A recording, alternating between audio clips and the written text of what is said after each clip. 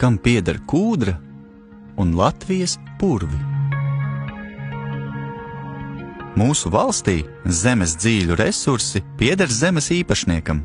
Lielākā daļa purvu teritoriju, aptuveni 57% apmērā, atrodas valsts īpašumā.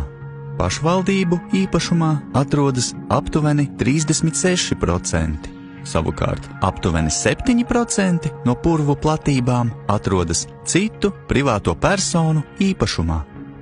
Pastāv mīts, ka visa kūdra pieder ārzemniekiem, bet patiesībā purvi un kūdra pieder Latvijas īpašniekiem, Latvijas zemju īpašniekiem, kas ir valsts, pašvaldība un privāti īpašnieki. Pašvaldībai pieder 36%, 7% privāti īpašniekiem, pārējiem valstī.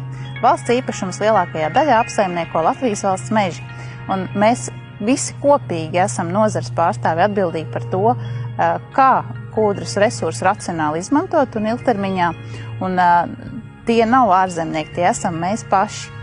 Sēla Flora ir viens no lielākajiem privātajiem purvu īpašniekiem un kūdras iegūs vietu apsaimniekotājiem.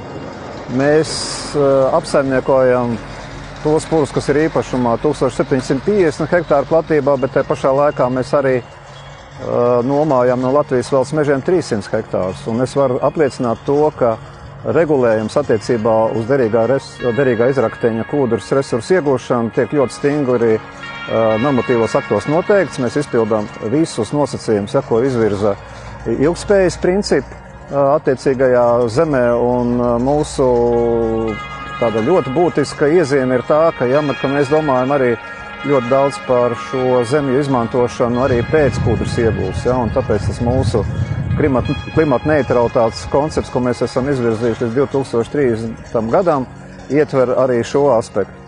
Es gribu uzsvērt to, ka katram zemes īpašniekam ir jābūt gādīgam un rūpīgam saimniekam un domāt par to, ko mēs nododam nākošajām paaudzēm un kāds šis zemes resurss izskatīsies tālākā nākotnē.